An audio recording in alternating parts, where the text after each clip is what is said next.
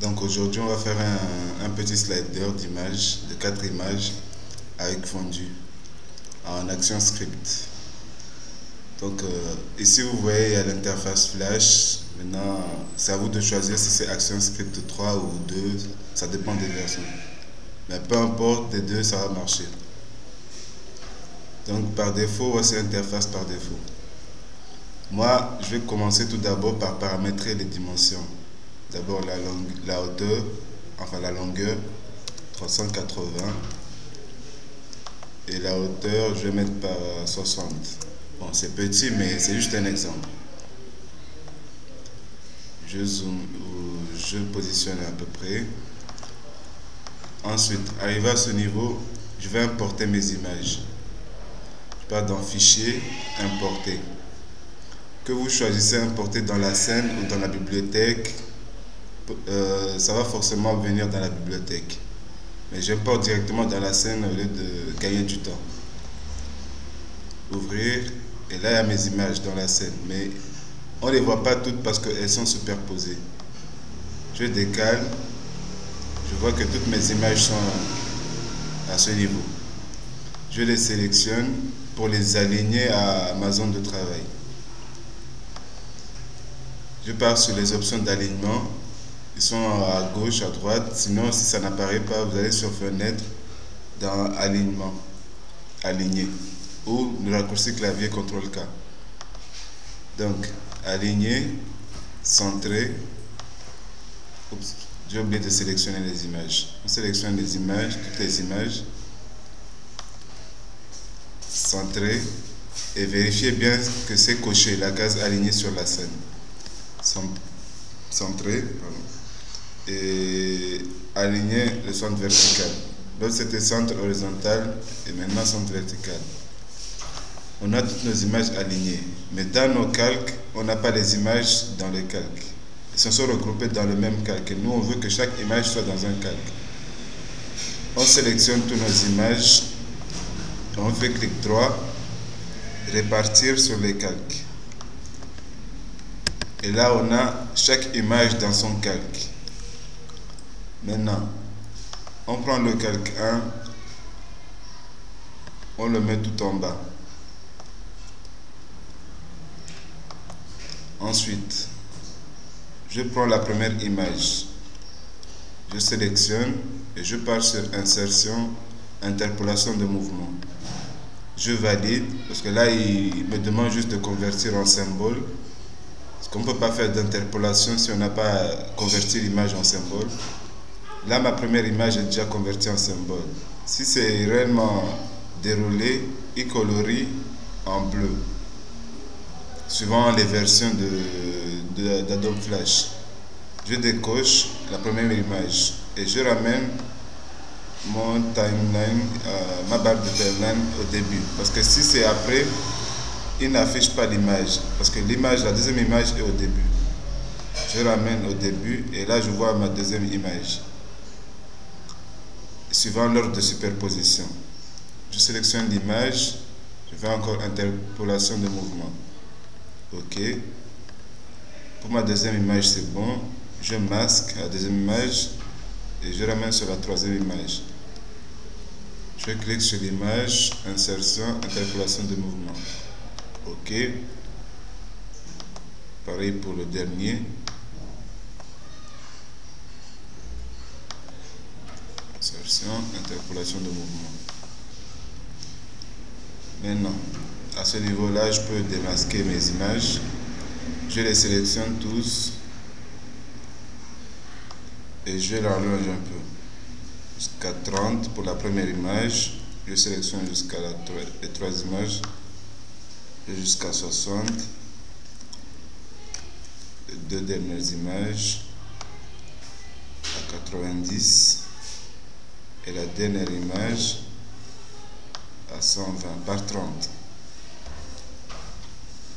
Maintenant, si vous remarquez bien, arrivé à 120, j'ai 5 secondes d'animation. Parce qu'une seconde correspond à 24 images ici. Mais on peut paramétrer la cadence, mettre 25 images par seconde. Donc moi, j'ai 5 secondes qui est affiché, c'est temps écoulé de mon animation. Si je lis mon animation, je fais CTRL entrée, il m'affiche le résultat de mon animation. Mais les transitions des images sont brusques. Donc on va essayer de les faire fondues. Et si on remarque bien, à la fin des images, on a du blanc. Enfin, à ce niveau, il n'y a pas de blanc. Donc c'est bon.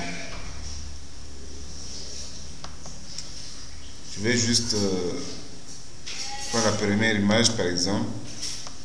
Arriver à 20 par exemple, je fais le raccourci F6 pour mettre une image clé. Si on remarque bien, il n'y a rien. Il n'y a pas de point sur l'image. C'est-à-dire une clé. On appelle ça des clés.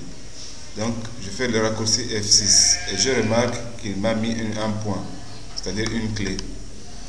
Et sur cette clé là, je clique sur une image et je mets un cache alpha qui va me permettre de réduire l'opacité de l'image. Donc jusqu'à 20, de 1 jusqu'à 20, il est toujours à 100%. Mais arrivé à 30, je mets encore F6 pour mettre une autre image clé. Arrivé à 30, l'opacité doit se réduire. C'est-à-dire de 20 à 30, il se réduit jusqu'à 0% pour laisser place à la deuxième image qui est un peu plus bas. Je fais pareil pour la deuxième image. Je sélectionne l'image. Je fais le raccourci F6 pour mettre une image clé. Je sélectionne l'image.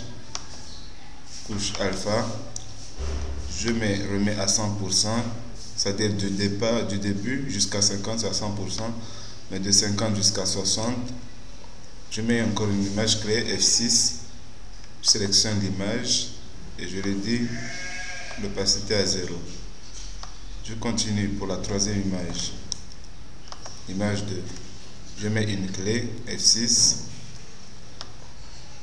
90, par exemple, je mets F6, sélectionne l'image, cache alpha à 0 et à cette clé là à 100%. Je continue à 110, je mets une image clé pour la dernière image, F6, je sélectionne l'image, couche alpha 100% et à 120 F6 alpha à 0%.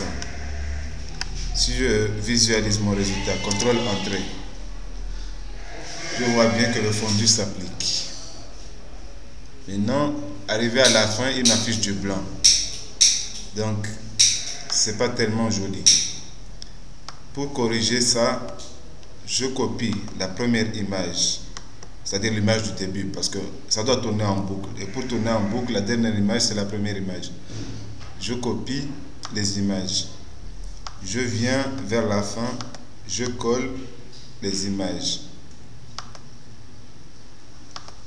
Et là, il ne me reste plus qu'à allonger un peu jusqu'à la fin. Et dès que je fais mon résultat, CTRL entrée sur Windows, notre animation il marche. Oui. Il affiche encore du blanc. Pourquoi il affiche du blanc?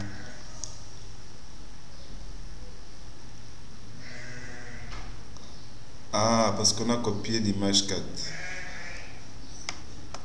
On doit créer un nouveau calque qui est vide. Parce que il y avait un calque qui n'était pas vide. Ce calque-là, on va vers la fin, ou même au début, c'est pas un problème. On colle les images. Et là, CTRL entrée, il n'y aura pas de blanc.